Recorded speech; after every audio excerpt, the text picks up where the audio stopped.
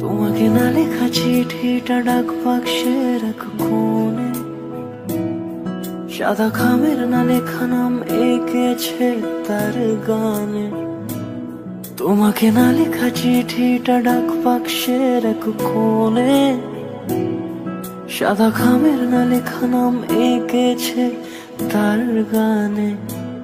সেই চিঠি যত লেখা থাকে একা একা, সেই গানের না শোনা সুর আঁকা একা একা ছুঁয়ে যায়। আবার একটি নতুন ভ্রমণ, নতুন জায়গা, নতুন ডেস্টিনেশন। এবারের ডেস্টিনেশন হলো সুন্দরবন। সুন্দরবনে দেখাবো আপনাদেরকে বর্ষায় সুন্দরবন কেমন লাগে, আর আমরা কি বাঘ দেখতে পেলাম কি পেলাম না। তো আমরা প্রথমে বাড়ি থেকে বেরিয়ে সোজা আমাদের গন্তব্যস্থল, যেটা আমাদের nearest railway station NJP, new Jalpaiguri station, ওখানে গিয়ে দার্জিলিং মেল 7:45 নাগাদ দার্জিলিং মেল ধরে শিয়ালদার পথে রওনা দিলাম। এবং রাস্তার মধ্যে আমরা সকালবেলায় ভোরবেলায় ফ্রেশ হয়ে নিলাম, মুখ ধুয়ে নিলাম। দেন আমরা শিয়ালদা স্টেশনে নেমে গেলাম। নামার পরে কিছুক্ষণ অপেক্ষা করতেই আমাদের দেখা হয়ে যাবে, কিছুক্ষণের মধ্যেই আমাদের যে ট্রাভেল গাইড থাকবে বা ট্রাভেল এজেন্সি থেকে আমরা সুন্দরবনের প্যাকেজটি বুক করেছি তার সঙ্গে দেখা হয়ে গেল। আমাদের ট্রাভেল এজেন্সিটার নাম ছিল ছুটি ছুটি, যেটা আমি কখনোই আপনাদের রেকমেন্ড করব না। কোনো ব্যাপার না, আমরা সেই ক্যানিং লোকাল 8:42 ধরে সোজা ক্যানিংয়ের পথে রওনা হলাম।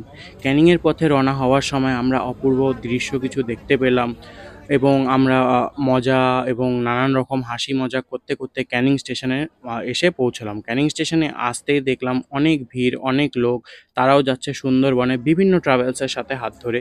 তো আমরাও সেই পথে রওনা দিলাম, এবং কিছু দূর গিয়ে আমাদের অটো করে নিয়ে যাওয়া হলো ঘাটের মধ্যে।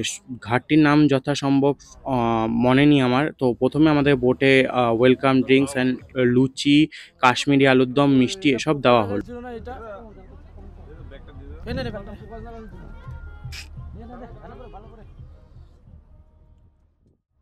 আমরা কোথায় ঘুরতে আসছি? সুন্দরবন। খাচ্ছিস? কি কি দিছে? আলুর দম, আর লুচি। মিষ্টি কই? মিষ্টি আগে ভাই। মিষ্টি কখন শেষ? তো আমরা বোটে ভালোই এনজয় করছিলাম এবং আশেপাশে নদী ঘুরে দেখছিলাম। নদী দেখতে দেখতে আমরা আশায় ছিলাম কি বাঘ দেখতে পারবো, তারপরে শুনলাম আমরা প্রথম দিন বাঘ দেখতে পারবো না। তো এই বোটের মধ্যে এমনি নর্মালি মজা করছিলাম, ঘুরছিলাম, সেগুলোর কিছু মুহূর্ত আপনাদের সামনে রাখছি, আপনারা দেখতে পারেন। টোটাল বোটের মধ্যে আরও অনেকজন ছিল, টোটাল মনে হয় 20 থেকে 25 জন ছিল। তো সেই তাদের সঙ্গে আমরা কথাবার্তা বলছিলাম এবং নিজেদের মধ্যে আনন্দ হাসি ঠাট্টা করছিলাম।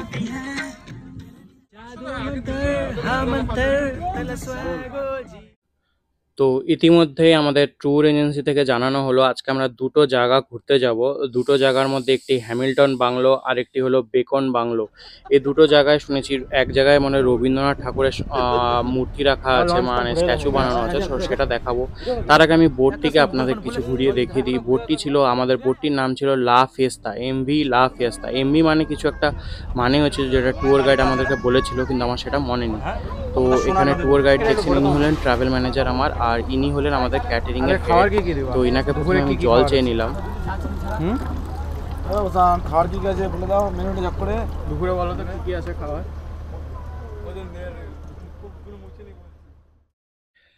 দুপুরে মেনুর কথা জিজ্ঞেস করতে ইনি লজ্জা পেয়ে গেল ক্যামেরাটি দেখে। কোনো ব্যাপার না, আমরা আপনাদেরকে এমনিও দুপুরে মেনু আমি আপনাদেরকে দেখিয়ে দেবো। তার ছাড়াও আমি ছেলেদের সাথে কথা বললাম, ইনি আমার সাথে সেটা শেয়ার করলো। লোকগুলো খুবই ভালো ছিল। মিষ্টি জল যেটা হাত মুখ ধুচ্ছি ওটা তো, কিন্তু নোনা নোনা আসলো যে নিচে, যেটা বাথরুমে আসলো, বাথরুম ওইটাই তো নোনা বলতেছে।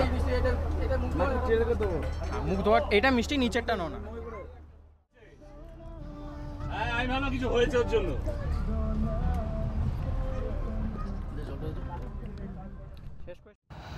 গরম ভালোই ছিল, গরম এত ছিল যে বোটের মধ্যে পা রাখা যাচ্ছিল না খালি পায়ে। জুতো পরে রোদ্রে যে জায়গাটা এক্সপোজ ছিল না, ওখানে জুতো পরে যাওয়া যাচ্ছিল, কিন্তু খালি পায়ে যাওয়া যাচ্ছিল না। কিন্তু এই ছেলেটা, এর খুবই ফটো তোলার শখ, এবং যে খালি পায়ে গেল, এখানে শুলো, ফটো তুললো। মানে চা চলে আসছে, চা চাই চাই চাই চাই চাই চাই চাই বল, চাই বল, চা আসছে, চাই চাই চাই চাই চাই চাই।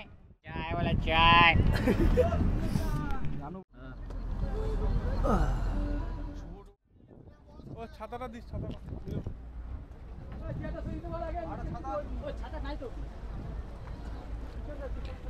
এখন আমাদের বোট থেকে নেমে যেতে হবে, কারণ এখানে দুটো পয়েন্ট আছে যেটা আমাদের ঘুরে দেখতে হবে। সেই কারণে আমাদের লা ফিয়েস্তা বোটটি ঘাটের দিকে যাচ্ছে।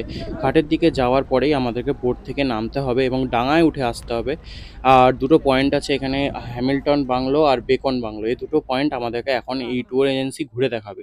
তো দেখি আমরা নামার সঙ্গে সঙ্গে এখানে কেরোসিন তেলের অনেক ডাব্বা ড্রাম, যেটা কনসাইনমেন্ট বলে, এটি মানে এখানে সাপ্লাই হয় লোকালি, সেটি এসেছে দেখলাম। তারপর আমরা সোজা বেকন বাংলো, ফার্স্টে আমরা যাব বেকন বাংলোর দিকে। তো আমরা ফার্স্টে বেকন বাংলোর দিকে হেঁটে চলি। রাস্তার মধ্যে অনেক কাঁঠাল, অনেক সবজি, অনেক দোকানপাট দেখলাম। আমাদের বলা হলো কারো কিছু লাগলে এখান থেকে আপনারা কিনে নেন, কারণ এরপর যেখানে যেখানে যাব বা আমাদের যেটি আইল্যান্ড, আমাদের এখানে ক্যাম্প ছিল জেডি ক্যাম্প, যেটি পাখিরালয় ছিল না, আমাদেরটা ছিল বালুয়া টাওয়ার এরকম জায়গায়, কোনো জায়গায়। তো সেই কারণে আমাদের বলা হলো এখান থেকে আপনাদের লাস্ট যা কেনার কিনে কোথায় নেন, আসছি এরপর আমরা আর এখন? কোনো দোকান পাবেন না। আমরা এসেছি এখন হ্যামিল্টন বাংলে। হ্যামিল্টন বাংলো, এখানে একটা গেট আছে যেটা বন্ধ, আর একটা ঘর আছে, আর কিচ্ছু নাই। আর এটা নালা আছে। কোনো হ্যামিল্টন থাকতো এখানটা।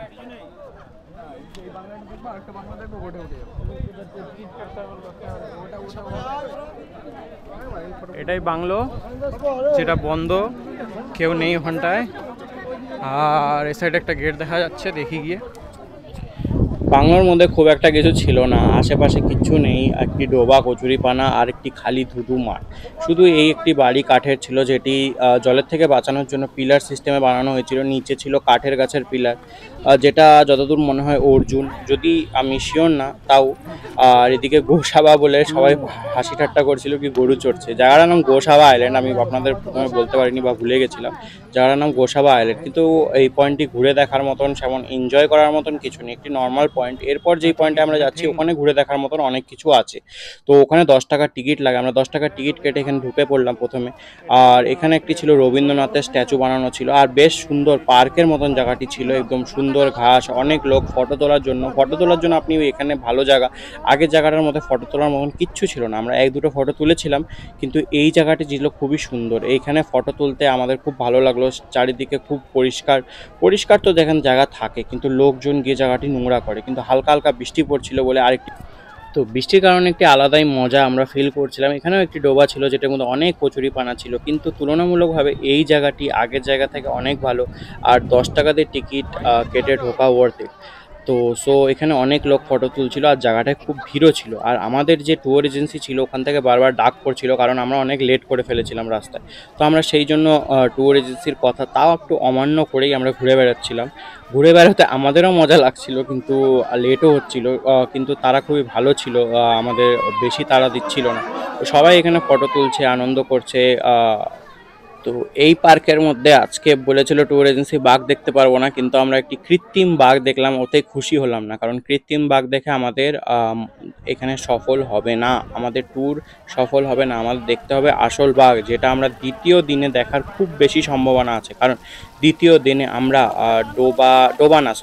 নদীর মাঝখান দিয়ে প্রবেশ করব একদম জঙ্গলের মধ্যে। তো এই পার্কটির মধ্যে একটি ফাউন্টেন ছিল, ফাউন্টেন দেখে আমরা বেরিয়ে আসলাম। বেরিয়ে এসে যে বৃষ্টি দিয়ে আমরা, এই বৃষ্টি খুব স্লিপ ছিল, আর আমি বাড়ি থেকে ক্রক্স পরে গেছিলাম, সেটাও আবার জুডিওর ক্রক্স।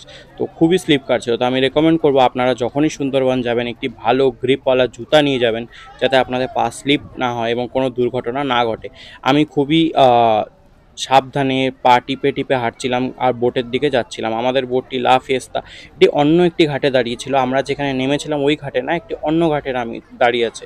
অ্যাকচুয়ালি আমরা যেখানে নেমেছিলাম ওটা ট্যুরিস্টদের জন্য ঘাট ছিল না, ওটা হলো মাল নামানোর ঘাট। তো সেই কারণে আমাদের বোটটি অন্য একটি ঘাটে এসে দাঁড়িয়েছিল, আমরা সেখান থেকেই যাচ্ছিলাম। তো আমরা নিচে নেমে যেতে যেতে খুবই জোরে বৃষ্টি আসার সম্ভাবনা ছিল, আর অল্প অল্প বৃষ্টি পড়ছিল। তো তাড়াতাড়ি আমরা বোটের দিকে চলে গেলাম।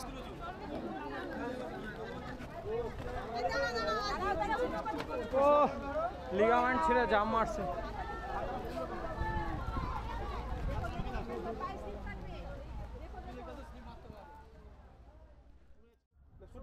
বন্ধ করতে হবে। ইতিমধ্যে সবাই জিজ্ঞেস করছিল আমার ক্যামেরাটির সম্বন্ধে, আমি সবাইকে বুঝালাম এবং এডিটিং যে কেমন করে করতে হয়, ক্লিপ কম্বাইন কেমন করে করতে হয় সেগুলি বোঝাচ্ছিলাম। বোঝাতে বোঝাতে খুবই ভয়ঙ্কর জোরে বৃষ্টি চলে আসলো, সেইগুলি আমি শ্যুট করতে পারিনি। তো বৃষ্টির পরের সিন দেখেন আপনারা, এখানে পরিষ্কার করা হচ্ছে যাতে মানুষ বসতে পারে। মানে ভয়ঙ্কর বিভৎস রকমের বৃষ্টি আসলো, যেটিতে পুরো বোটটি একদম ভিজে গেল। আমাদের যত চেয়ার ছিল সব ছিল, সবকিছু ভিজে গেল। এখানে বোট চালাবে, সারাদিন বোট চালাবো। কেমন খাবার কেমন ছিল? একদম ঝাক্কাস। কি কি খাইলি? কি যেন ভুলে গেছি, ইলিশ মাছ। ভুলে গেছে বলছে, কি খাইছে ভুলে। এদিকে দেখা বাঘটা আগে দিকতে বেরাবে। এই যে বাঘ, ঠিক আছে, এই বাঘ, এই বোট চালাবে। এই যে বাঘ, কুমির, এই যে শুয়োর। শুয়োরের বাচ্চা। শুয়োরের বাবা, শুয়োরের বাবা, এই যে শুয়োরের বাবা। বিজয় দিকে তাকা। তো আগের ক্লিপটি ছিল খাওয়ার পরের ক্লিপ, কিন্তু ভিডিওতে ভালো লাগছিল এডিটিং এর সময় ওই ক্লিপটা ওখানটায়, তাই আমি ওখানে দিয়ে দিলাম। তো বোটটি আপনাদেরকে একবার ঘুরে দেখাই, কিন্তু খাবার দেখাবো আপনাদের, কোনো চিন্তা নেই। এটি টয়লেট ছিল ঢুকতে, এখানে দুটো বেড লাগানো ছিল, আর সাইডে আরেকটি বেড ছিল, এখানে আরেকটি বেড ছিল। টোটাল 1 2 3 4টে বেড ছিল, যাতে উপরে যদি কেউ বসতে না চায় নিচে এসে রেস্ট করতে পারে। এটি ছিল কিচেন, আর এখানে আমরাও রেস্ট করছিলাম অনেকক্ষণ। বৃষ্টি যখন এসেছিল অনেকে এই নিচেই ছিল, কারণ উপরে খুব ভিজে গেছিল। এই নিচেও জল পড়েছে দেখেন, আস্তে আস্তে দেখেন, ভালোই ভেজা কিন্তু নিচটা। আর আস্তে আস্তে ছোট ছোট ঢেউ, যখন বৃষ্টি পড়ছিল তখন কিন্তু খুব বড় বড় ঢেউ দিচ্ছিল। সবাই খুব সেফলি ছিল বোটের মধ্যে বৃষ্টির সময়, তো কোনো কারো অসুবিধা হয়নি বা কোনো দুর্ঘটনা ঘটেনি। তাছাড়াও সবাই আনন্দের সঙ্গে বৃষ্টিটিকে ভোগ করছিল, কারণ দেখেন নদীর মাঝখানে আপনি যখন থাকবেন, তো আপনি তো নর্মালি রোজ রোজ নদীর মাঝখানে থাকেন না। বৃষ্টির সময় হয়তো ঘরে থাকেন বা অফিসে থাকেন বা রাস্তায় থাকেন, তো নদীর মধ্যে বোটের মধ্যে সেই জন্য একটি আলাদাই মনোরম দৃশ্য লাগছিল বৃষ্টিটি দেখতে। ভিজছিল মানুষ ঠিকই, তো বোটটির আমি এই জন্যই বলছিলাম সুন্দরবনে যে বোটগুলো আছে, বিশেষ করে এই ট্রাভেল ছুটির বোটটি, এটার মধ্যে না জলের প্রচুর লিকেজ প্রবলেম। এই জন্যই আমি কোনোদিন আপনাদের রেকমেন্ড করবো না বর্ষার দিনে আপনি এ ট্যুর এজেন্সির সঙ্গে যান। এই ট্রাভেল ছুটি যে লা ফেস্তা, এটিতে নিজস্ব বোট, তাও প্রবলেম। তো আজকে খাবারের মেনুটি আপনার দেখিয়ে দিই কী ছিল। আগের ক্লিপে খাবারের মেনুটি দেখেন, এখানে ছিল কলা পাতা দিয়ে ইলিশ মাছ ভাপা, যেটি বলে ইলিশ মাছ ভাপা, কলা পাতা দিয়ে মোড়া ছিল। আর এখানে ছিল দেখেন বেগুনি ছিল, ভাত ছিল, ভাতের মধ্যে ঘি ছিল, কচু শাক ছিল। কচু শাকটি অপরূপ, একদম খুব সুন্দর খেতে ছিল। সবচেয়ে ভালো কচু শাকটিই খেতে ছিল, কচু শাকের মতন টেস্ট অন্য কোনো খাবারে হয়নি। আর এখানে একটি ডাব চিংড়িও দিয়েছিল, সেটিও আপনাদের দেখাবো। দেখেন প্রথমে ইলিশ মাছটি দেখেন, ইলিশ মাছটি খুব একটা বড় ছিল না, সর্ষে দিয়ে ম্যারিনেট করে কলা পাতার মধ্যে ঢুকে এখানে ভাপে বানানো হয়েছিল। খেতে খারাপও ছিল না, খুব একটা ভালোও ছিল না, নর্মাল ছিল, বেসিক ছিল। আর সাইজটি ছোট ছিল, সাইজটি যদি একটু বড় থাকতো ইলিশের টেস্টই ভালো হতো। কিন্তু কচু শাকটি যা ছিল, মানে সবচেয়ে বেস্ট কচু শাক আমি মনে হয় ইলিশ মাছের মাথা দিয়ে ছিল, তো বেস্ট কচু শাক সেদিনই আমি খেয়েছিলাম। তার আগে কোনোদিন আমি ওরকম ভালো কচু শাক খাইনি। এরকম 2 পিস চিংড়ি ছিল, যেটি ডাবের মধ্যে দিয়েছে। চিংড়ি মালাইকারিটি ভালো ছিল, ডাব চিংড়ি মালাইকারি বলে, সেটি খুব ভালো ছিল এবং খেয়ে আমরা খুব এনজয়ও করেছিলাম। চিংড়িটি ইলিশ মাছের থেকে অনেক ভালো খেতে হয়েছিল সেই। আর এখানে চিংড়ি একজন আমাদের গ্রুপের মধ্যে খেত না, তো সবাই তার চিংড়িটি ভাগ করে নিয়েছিল। তারপরে লাস্ট চাটনি পাঁপড় দিয়ে আজকের খাওয়াটি শেষ হলো। চাটনি পাঁপড়টিও ভালো খেতে ছিল, নর্মাল খেতে ছিল, অ্যাভারেজ খেতে ছিল, খুব দুর্দান্ত চাটনি বানায়নি। নর্মাল একটি পাতলা ট্যালটালা টাইপের চাটনি ছিল। লাস্টে শেষে একটি মিষ্টি দই দেওয়া হলো। তারপর আমরা রুমে চলে আসলাম হোটেলের মধ্যে। এসে প্রথমে আমরা উনো খেললাম, জমিয়ে উনো খেললাম, মজা আসলো বেশ। তারপর রুমের মধ্যে আপনাদের দেখি, এটা একটি রুম ছিল যেটার মধ্যে একটি এসি ছিল, দুটো ডবল বেড ছিল, ট্রিপল শেয়ারিং রুম ছিল এটা। ট্রিপল শেয়ারিং এটা। হোটেলের বাইরেটি দেখেন, আপনাদের দেখাচ্ছি, একটা গার্ডেন ছিল, পাশে একটা ডোবা টাইপের ছিল। তো এখান দিয়ে একটা সরু পথ ছিল, আর ছোট ছোট দুটো করে কটেজ ছিল, 4টে, টোটাল 8টা রুম ছিল। 4টে ইয়া 5টে, টোটাল 8 থেকে 10টা রুম ছিল। সব রুমে এসি ছিল, কিন্তু সবাই এসি প্যাকেজ বুক করেনি। যারা এসি প্যাকেজ বুক করেছিল যাদের এসি ছিল, যাদের নন এসি করেছিল তাদের এসিটা বন্ধ ছিল। পিছন দিকে এন্ট্রেন্স, আগের দিকে কিচেন, রাত্রিবেলা এখানে একটা ঝুমুরের প্রোগ্রাম হবে। আর এই দেখেন, এদিকে থেকে আমরা আসলাম ঘাট, সামনে একদম সামনে আপনাদের, এই দেখেন ঘাট একদম সামনে দেখা যাচ্ছে জল। আর এইদিকে একটি ডোবা ছিল, ডোবার কারণে একটু মশা মাছি ছিল এখানটায়, কিন্তু সেই হারে ছিল না কি ডিস্টার্ব হবে, মানুষের ডিস্টার্ব এরা করেনি। কারণ আর ওই দিকে দেখেন দূরে কিচেনের সঙ্গে এখানে সুন্দর, ওভারঅল সুন্দর ছিল জায়গাটা সুন্দর। এই দেখেন দূরে ক্ষেতও দেখা যাচ্ছে, হয়তো ক্ষেত, আমি শিওর না। বাঘ দেখা গেছে।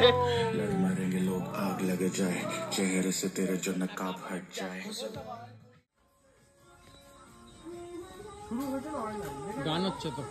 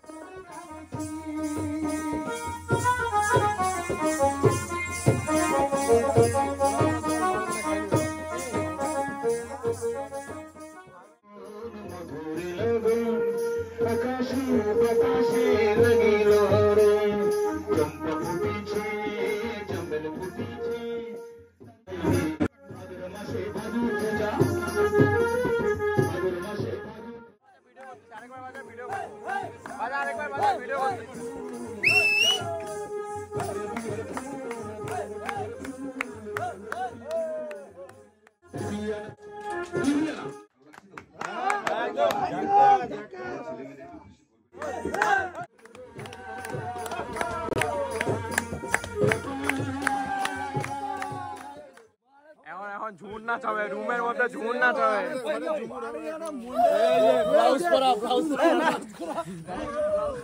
রুমের মধ্যে ঝুড় নাচ হবে।